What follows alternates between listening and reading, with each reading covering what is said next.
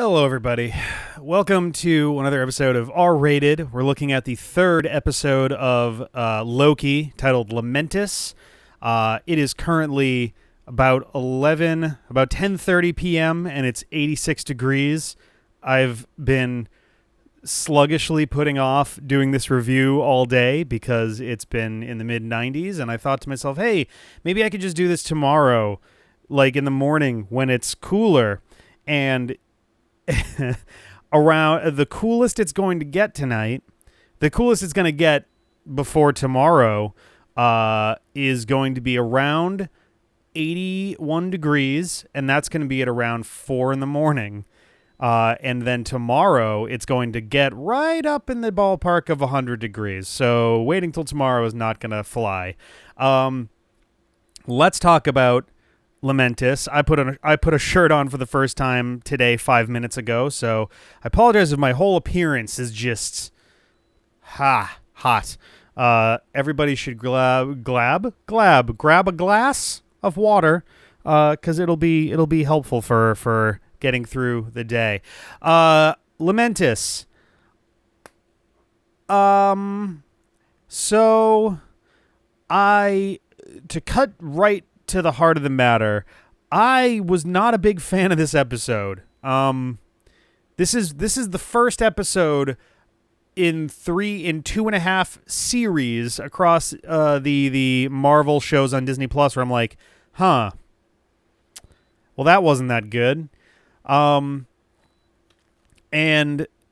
we'll get into ratings and things like that near the end, but this episode is all over the place, which is odd because physically it is so close to a bottle episode that it feels weird that you could be following one continuous thread and have it feel so ping-pongy in terms of like tone and emotion and characterization, but nothing feels right or consistent in this episode.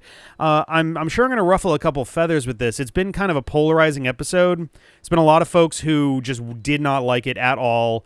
I saw someone say they got a few minutes in and then just turned it off, like they couldn't get into it. Other people love this episode.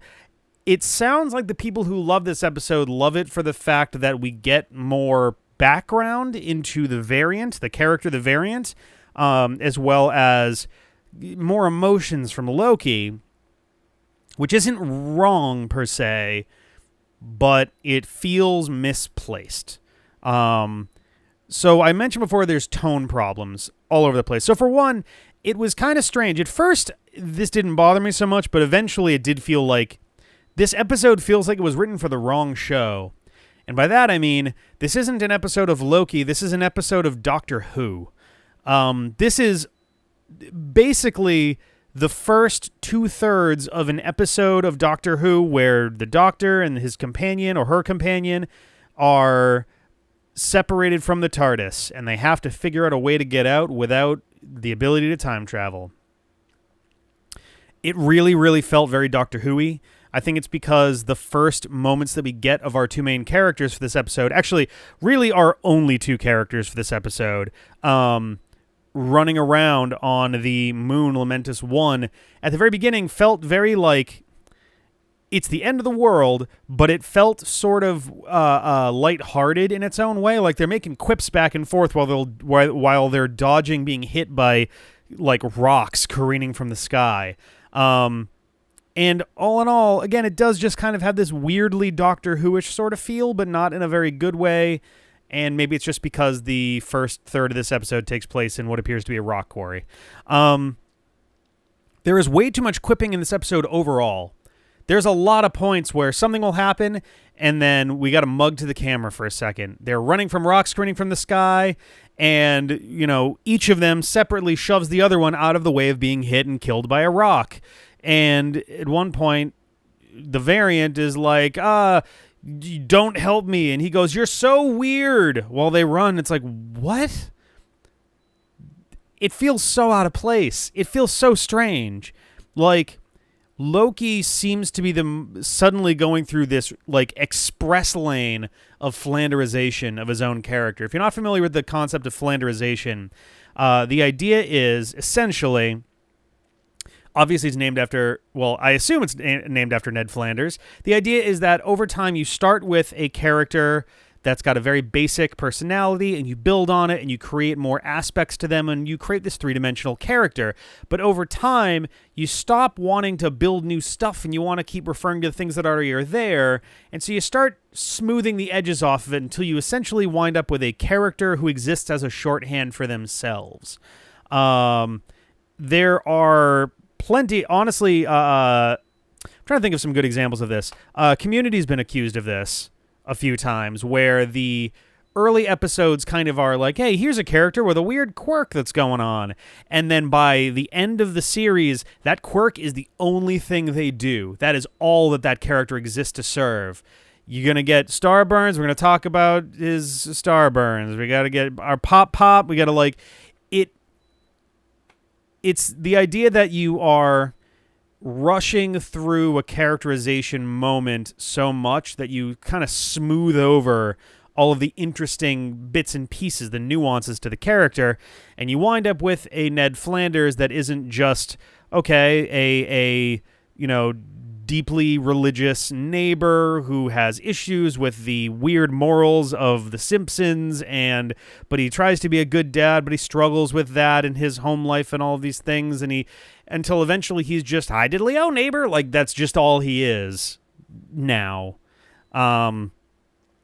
Loki feels like a Flanderization of himself in this episode, which is odd because the episode, and we'll get into this soon too, takes great pains to spend long, lingering moments on Loki's past, Loki's thoughts about his past, and Loki's thoughts on deep philosophical concepts.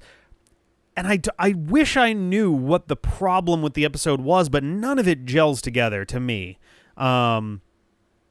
We also have this incredibly weird tangent on the nature of love. It's weird for a few reasons, but it really just like, we have a moment it's like, so love is hate, and there's a little bit of conversation on that, and then like, well, love is mischief. Oh, no. Love is, I'm going to need a few more drinks to think about that. And I'm just like, okay, do we need this? Does this serve as the plot in any meaningful way? And at least for this episode, it does not. And then we have this very long moment of Loki comparing love to a dagger. And it's intentionally designed as a moment of just a pileup of overdone metaphors that don't really work. Like they say outright, it's like, that doesn't really, yeah, okay. But like, we spend a long fucking time on this. And then we have, well, in the lead up to the dagger moment, we have an extended sequence of Loki drunkenly singing in Asgardian. No subtitles, by the way. He's just singing in, it might actually be a Scandinavian tongue. I don't speak, I don't speak Swedish or Danish or anything. But we just kind of get this moment where he's singing, and he's like serenading the variant, kind of. It's really weird. And then the chorus is in English for some reason. I don't know what that's all about. But like, there are just these long chunks that are very odd because they feel like they're meant to be characterization moments, but they don't land. I'm not really. I think it's, and it might be the discomfort of the situation itself. And I'll come back to that because the chemistry between Loki and the variant is incredibly weird in this episode. I'm curious if it's going to continue down the path that it kind of feels like it's going, but we'll get to that.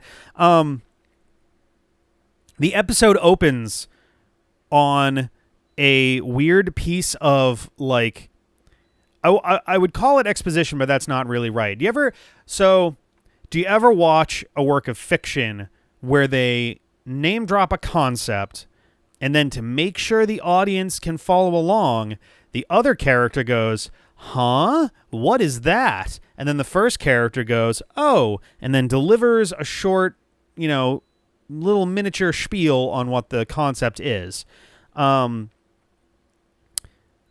we got a piece of that in WandaVision, very successfully in the form of the Ship of Theseus, which is a concept that, like, not a ton of people are, like, super familiar with. I think if you started to describe it, if you basically described it as, if you take a boat and you replace all the boards, which and you make a new boat from those boards, which of them is the Ship of Theseus? Like, people are at least vaguely familiar with that, but, like, you might need a refresher. So it makes sense to kind of go, all right, let's actually explain this, especially framing it in a way that works for the overall, like, moment that's happening here. So that's fine. This episode does a really weird thing where it's the variant and the TVA Minuteman Hunter whatever who she kidnapped or who she enchanted and took over. They're at, like, a margarita bar, and the Minuteman gets brain freeze, and the variant stops everything and goes, "Do you know what brain freeze is, right?" And she's like, "What?" And she explains what brain freeze is.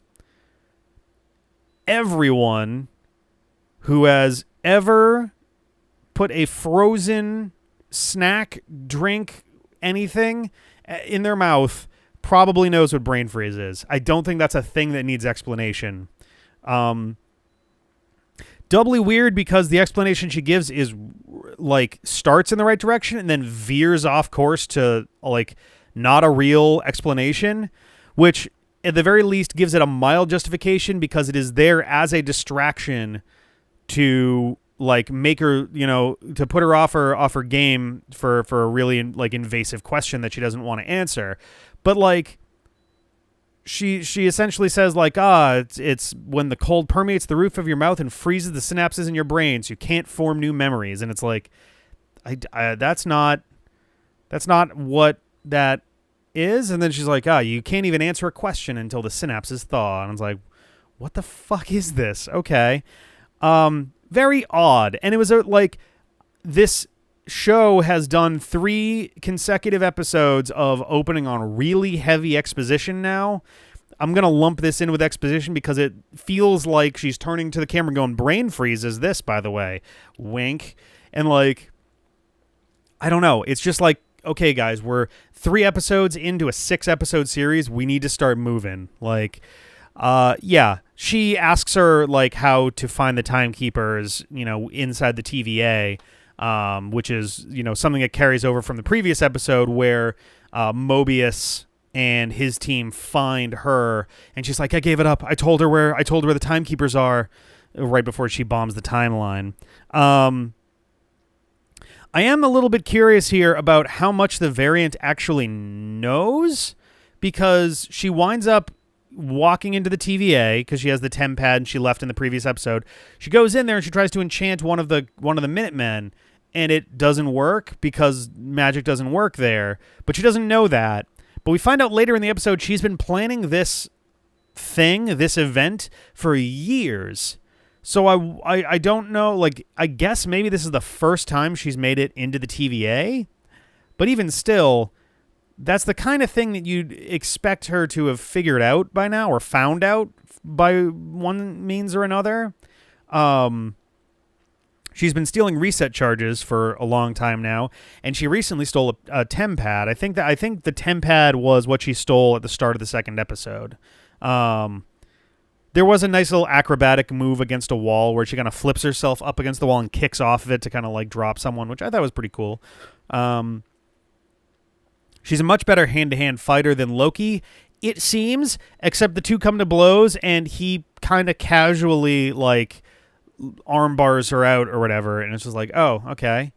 I would have figured that would be a good difference here, is that she's much more capable of a physical fighter and he's more of, like, the wizardy type, but it doesn't really go that way, so I don't know what's going on there.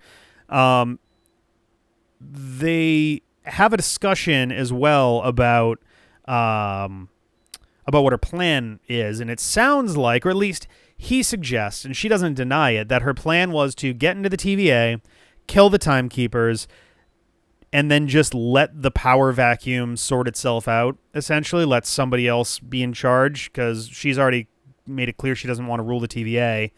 So that was kind of an odd thing, because I don't know what the whole point of her plan is generally, but he says like that's a plan with no real style and that he would never do that. And she says, yeah, well, I'm not you, which is a nice echo of the, this isn't about you that's shown up in 2 episodes now. So 3 episodes now have made it clear, have echoed each other in either a this isn't about you or, you aren't the person, essentially he's not the person who is the focus of all of this.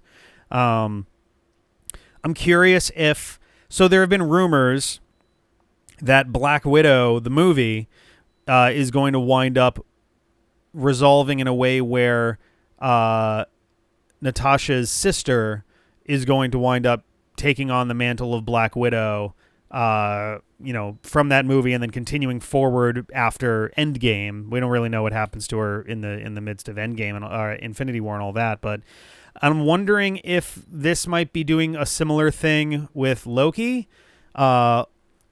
If Loki and the variant who reveals her name to be Sylvie, or rather an alias that she uses, so at least I can start saying that now. So Sylvie, I'm wondering if they're setting her up to be a new Loki in the Marvel Cinematic Universe, though I don't know if it's necessary either. Like, I don't know if she's going to stick around or if she's going to get killed off at the end of this. It could go either way. We learned a bit about Sylvie's history. She found out she was adopted very young, but she doesn't really know her mother very well. She only has really brief blips and memories. She doesn't know much magic, but she did learn how to enchant people, which is that little, finger to the temple thing, which is interesting. I don't think she uses any other magic. I think it's just enchantment. And then she's otherwise just smart and a physical fighter and all of that. But we learn a lot more about Loki than we do about Sylvie, which makes me wonder again if we're going to keep Sylvie around or if she's going to get killed by the end of the season or erased even. I don't know. So that's, Sylvie is kind of part of the focus of this episode. Like I said before, it's a bottle episode where Loki and Sylvie are together for the entire duration of the episode. And they kind of get stuck in this buddy cop aesthetic, which is kind of starting to, like, it doesn't feel... Loki and Mobius worked in the sense that Mobius was, the straight-laced cop, and Loki was the wild card, the loose cannon. And with Loki and Sylvie, it feels like they're trying to play it both ways. Like, Loki is kind of the authority, and Sylvie is the loose cannon who has her own agenda. But by the same token, Sylvie is way more with it and knows what her plan is, and Loki is just winging it very badly. And it just doesn't feel as good. And especially with this show coming on the heels of Falcon and the Winter Soldier, which had a very strong buddy cop aesthetic. I feel like buddy cop, like just buddy, I guess. But regardless, like, it is feeling a little tired, and it doesn't really feel... It feels a little out of place. Not to mention, there's a really uncomfortable, like, sexual tension going on with Loki and Sylvie. Mostly one direction. But there's a moment where Sylvie tries to enchant Loki, but instead of doing it with, like, one of these, she instead does this with 2 hands right here, and it's like, what is this? Why are you doing this? And Loki, oh boy. So Loki feels outrageously out of character in this episode.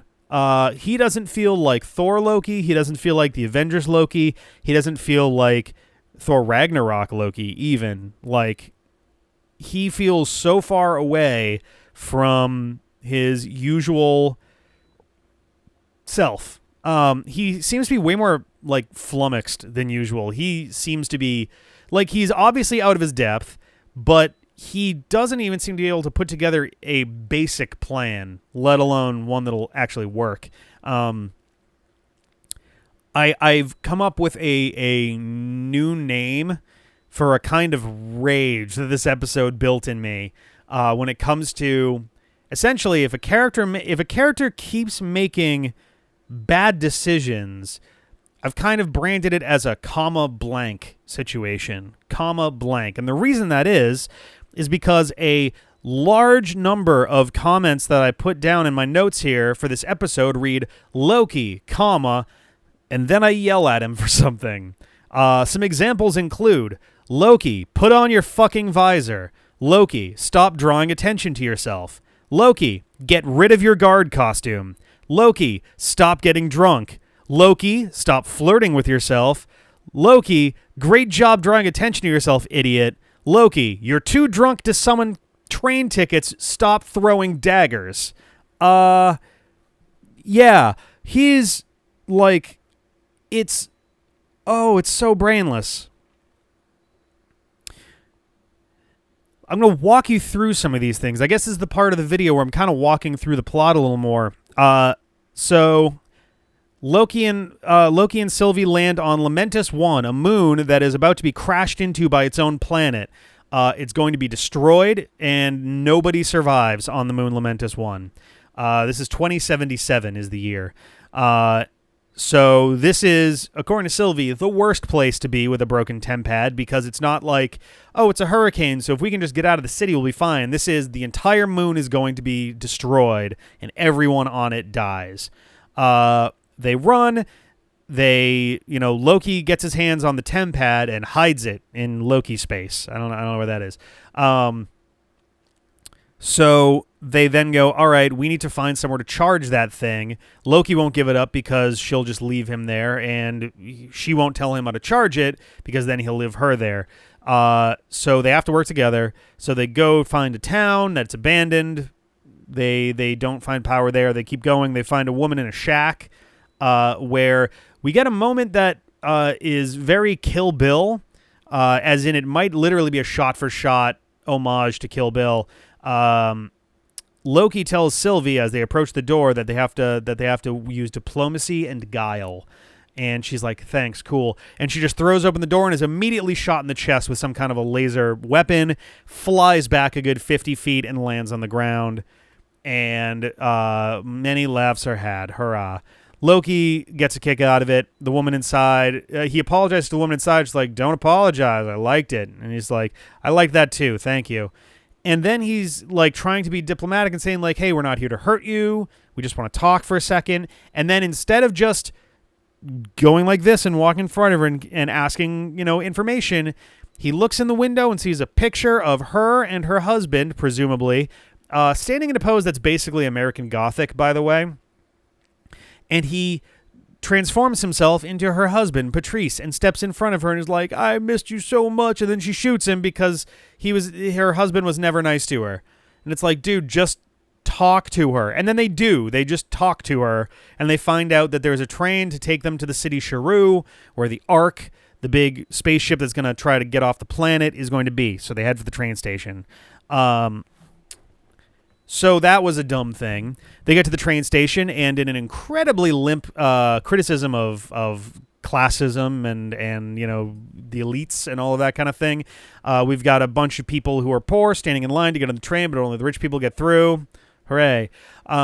So Loki disguises himself as one of the guards in blue turtleneck gear and a big claw visor. It looks like a big fingernail claw that everyone else has down over their face, and Loki leaves his up. And it's like, hey, yeah, I know that that Tom Hiddleston got paid for a certain amount of screen time in this episode, but Loki, put your fucking visor down, please. You do not want to be letting people remember your face while you're sneaking onto the train to get off the moon that's going to die. So they ask where the tickets are. And Loki, for some reason, doesn't just go, waha, here's some tickets with an illusion. He's like, oh, tickets, but I'm supposed to be bringing her. She's a prisoner. And they're like, yeah, you're supposed to still have tickets. And so she enchants him, the guard that stops them, and they get on. It's like, yeah, duh. I don't know why he didn't just make tickets happen. It wasn't very good. So they get on the train. They talk about their pasts. Loki reveals that he's bisexual. Like that's a cool thing. I think she is the director for the show. She might be the head writer as well. Kate Herron, I think. I'll have to double check that. I believe so. Is bisexual herself, and she said that it was a really important thing to be able to bring that through the character of Loki. It was a neat thing to have in there. It did kind of come and go very quickly, but it was a nice kind of genuinely tender moment between the two of them in the midst of an otherwise really complicated and weird discussion on love in general. As they're getting on the train, though, he's all like, "Hello, passengers. Don't mind me. I'm going to sit down." "Okay, we're going to sit." And it's like, dude, stop talking. Stop talking to everyone. Stop drawing attention to yourself. And the moment you sit down, get rid of your guard costume. Blend in, please, Christ. Instead, he grabs 2 things of champagne and starts throwing those down while they're talking about love. And like, there's a definite moment where he kind of like has like he makes cautious googly eyes, I'll call it, where it's like he's not going like what, but he's definitely kind of like stopped what he's doing and then drifts off of it, kind of thing. It's like, okay, yeah, I get it, but like, dude, it's so uncomfortable to have Loki flirt with another Loki. Like, I'm sure that part of this is like a metaphor on Loki's narcissistic tendencies or something, but like, man, it's so uncomfortable, and it really sucks so much of the energy and so much of the characterization away from the things that are happening at that point. Because while they're having these, kind of chill conversations about, do they have anyone back home that they love? And, have you ever found someone that you loved? And, what does it mean to you and all this stuff? All I can think is Loki wants to fuck himself. Loki wants to fuck herself. They want to fuck themselves. Yeah, that's what I got. It's so weird. And then she hangs out. She like rests for a while. I forget if she I think she actually takes a nap and then wakes up, and Loki is singing an Asgardian and has the entire train car singing along with him. And it's like, no, he's so drunk, and he's drawing a ton of attention to himself to the point where one of the passengers goes off and finds guards to go narc on him. And then he's too drunk to generate fake tickets again now because he's drunk. And it's like, oh God. He uses his magic offensively. That was neat. He just kind of with green energy. He does it twice in this episode, actually. I don't know if he's ever done that. I don't remember him doing it in Thor Ragnarok, and I'm pretty certain he's never done it before then. Yeah. So that's a whole thing. And then, yeah, Sylvie gets grabbed and he throws a dagger, but he's too drunk to make tickets, but he's going to throw a fucking knife. And it doesn't hit her, thank God. But, like, yeah, he just loses one of his daggers. I don't think he even gets it back at the end. Because he gets thrown off the train, and then she jumps after him because he's got the TemPad. So, that's a whole thing. And the TemPad is destroyed by this, by the way. It literally crumbles to dust. So now they have no time machine at all. Okay, it's hot enough that the camera turned itself off, so that's good. I want to step away from just walking through the plot again to kind of look at the special effects and post-production in this episode and kind of the series overall. But the green screen in this episode really stands out as being like green screen. I know that they are like asses to the wall as far as timeline. Like they wrapped filming like less than a week ago, I believe. And the final episode goes up 2 weeks from tomorrow, as you guys are seeing this video. So they have very, very little time to get it done. And I understand that and appreciate it. But as Loki and Sylvie are walking away from, the place where they make their pact and they head off to the shack, you can really tell the background is like green screened in. Like obviously it's an alien world, but still like it's green screened in really badly. And then when they're headed to the train, you get this panning shot, I guess from this direction. You get a panning shot of, the scene and the train and the people that are in line, and just, it doesn't quite, it's so hard to describe. because it's not like there's artifacting and it's not like there's a lighting problem. There's just something about it that tells your brain, it's very uncanny valley. It tells your brain, hey, the foreground and the background are not, something's off there. I don't know what it was about this. And it's not a problem that happens with the rest of the episode, but it's those two spots in particular that are like really rough. So that's like a whole thing. The visual of the planet Lamentis splitting in half as it careens towards Lamentis 1 is incredibly fucked up and really well executed, and that was definitely a moment where just like ice through the veins. We're like, whoa, this is so much worse very quickly.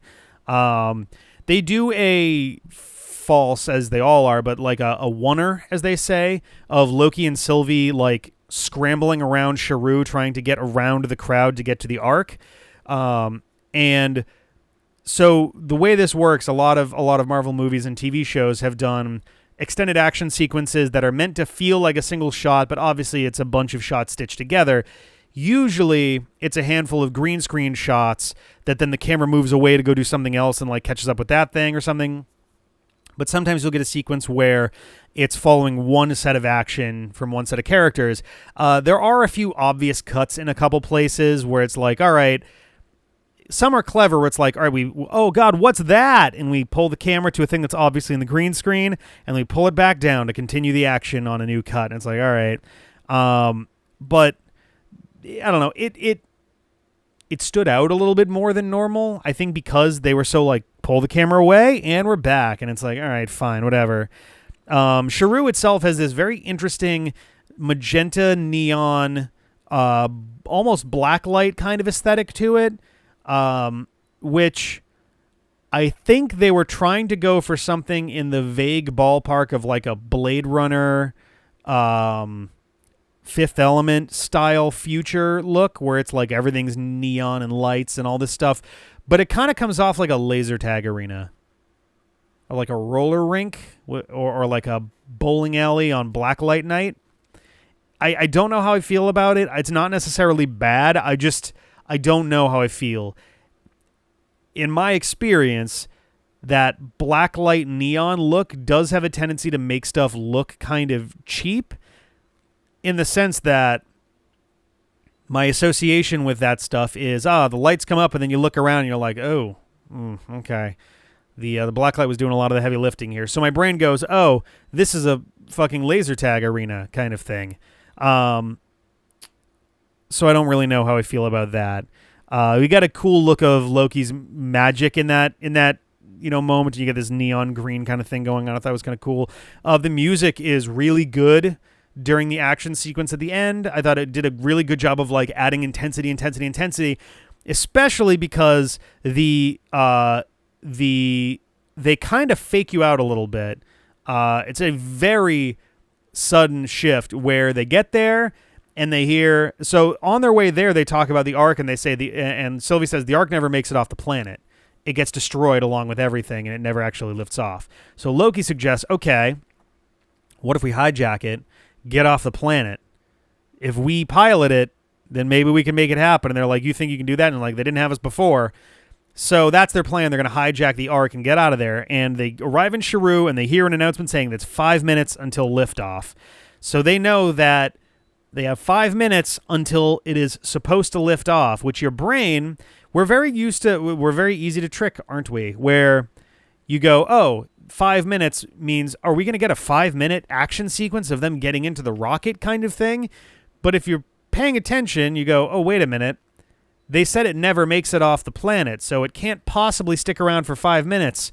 So 2 minutes later, the top of the Ark is severed and crushed by the incoming planet Lamentis, and the episode just ends. And you're like, whoa, that was very sudden.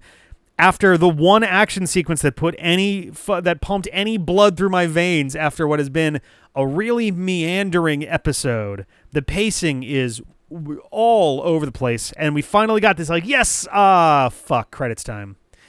So that was kind of weird. the one legitimate piece of plot, the one nugget of plot that we got in this entire episode, and it is a spoiler, so cover your ears for a couple seconds, I guess, but we find out from Sylvie that the entire TVA is made up of variants. Every single one of them. They don't know their variants. They think that they were created by the Timekeepers, which, you know, maybe they were, is kind of the idea that went into this, but no, they're all variants that were, I guess, plucked from various timelines and had their memories wiped and placed into the TVA. Presumably, the idea is that the Timekeepers are planning something. It's not that they're protecting the timeline. They're actively guiding it somewhere. They're trying to make a specific thing happen, and so they keep pruning off any timelines that don't do the things that they need to happen in order to get something to happen.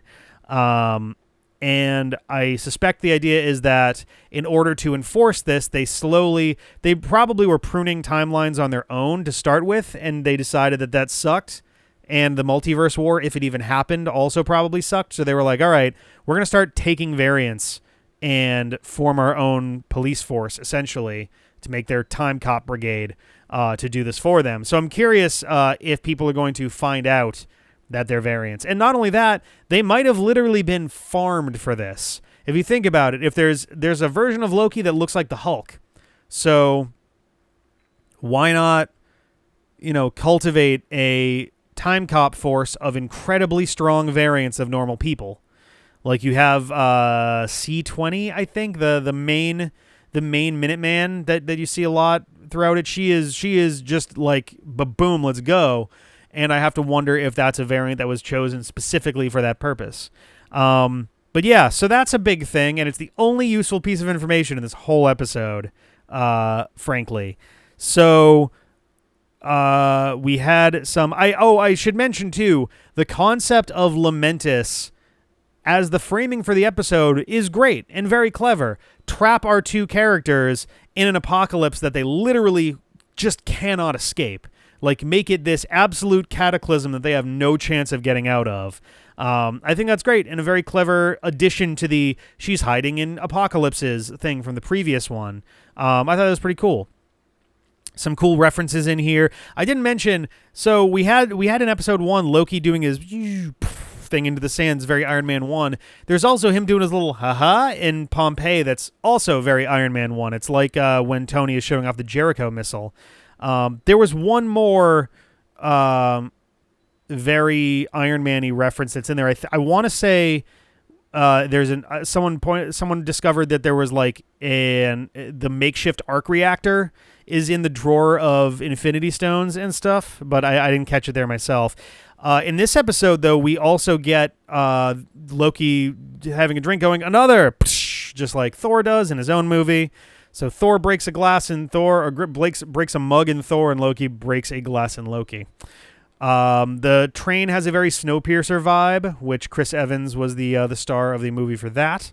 Thought that was kind of neat. I don't think any of the other main characters from that. Oh, and also, oh no, I'm gonna forget her name. She plays the Ancient One. Oh, she's a great actress. How could I possibly forget? She plays a very Margaret Thatcher-esque character in Snowpiercer. That's about all that I can really, really say without, spoiling it. Also, go see Snowpiercer. Great movie. I don't know if the series is out yet. They're making a series on Netflix, I believe. So yeah, some predictions. Sylvie, at one point, so Loki keeps trying to get Sylvie to tell him how enchantment works. Like, how did she learn that? She says that she learned it on her own. And twice she says, I could show you. And he says, no. The third time he brings it up, she does kind of tell him roughly how it works, which I assume means that at some point Loki is going to enchant someone. He's going to teach himself how to enchant someone.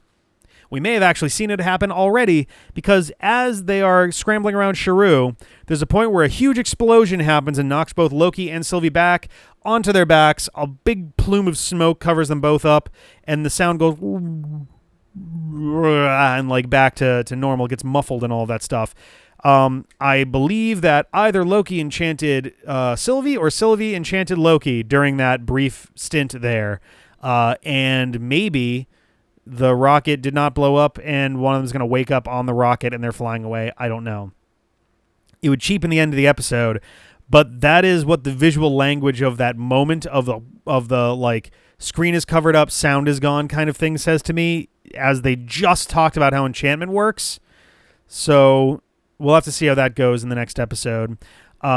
I believe Sylvie wants to escape Lamentis to leave, just generally, but Loki specifically wants to escape Lamentis on the Ark in order to signal to the TVA, who are definitely going to notice that a cataclysm that destroys presumably the entirety of Lamentis and its moon, or moons, there might be multiple. There are supposed to be no survivors. If anyone survives, the TVA is gonna notice, and maybe Loki is using this as an opportunity to signal to them to kind of rescue them / capture Sylvie, I guess. I don't know. Also, really interesting point, if that is how that goes down, the TVA is probably going to have to actively murder / erase all of the survivors of this apocalypse. Anyone that's on that rocket, if the rocket is still there and they escape, anyone who survives with them, the TVA is going to essentially have to execute after surviving the end of the world, which is really fucking dark. I had a dumb theory when I was talking with Sarah about it that like maybe the timekeepers are also Loki's, because why the fuck not?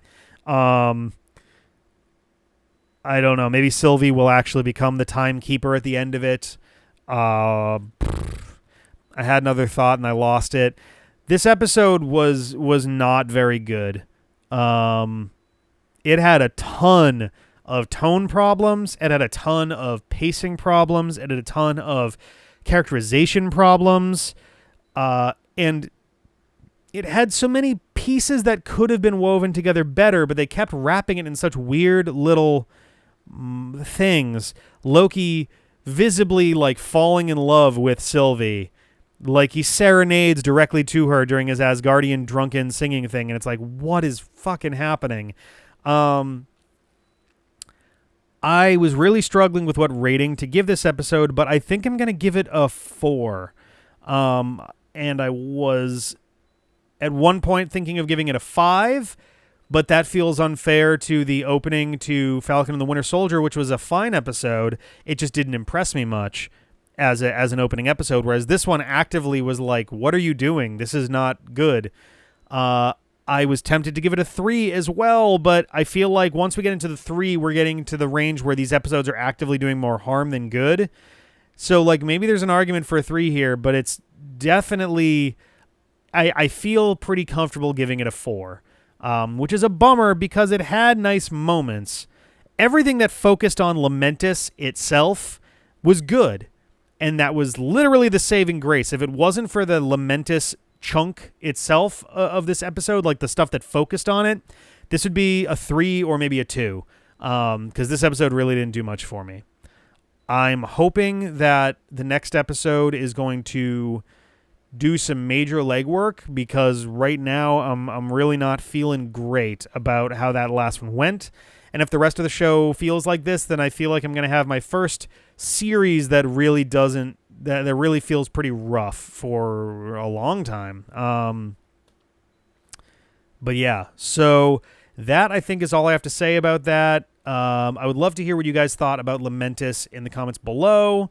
Like I said, it was kind of a bottle episode in a sense. Like it wasn't literally in one room, but it was two characters on a very linear path through the episode. We did get to see Judge Renslayer for a second. Sylvie actually made it to the golden elevator, but then that's when Loki warped them away. So it's like, okay, so that I guess is going to be a thing too. Yeah, I don't know what else to say about this episode. It was a bit of a letdown. I didn't hate it, but I definitely didn't really like it. I wanted a bit more and a bit better. So yeah, I would love, like I said, to hear what you guys think of the episode in the comments below. I'd love to hear what you think about these reviews as well. Positive, negative, constructive feedback is preferred, but whatever floats your boat is fine. This is still kind of a work in progress. This is easily the highest volume of unscripted reviews that I've ever done, so I would really like to hear what you guys think about my process. This one was a little bit more all over the place, partly because there were a lot of disparate problems with the episode, and it's also almost 90 degrees at 11 o'clock at night, so it's hard for brain thinky. And we'll see how the next episode goes on Wednesday. And then we got 2 more episodes after that. So I'll catch you guys later. See ya.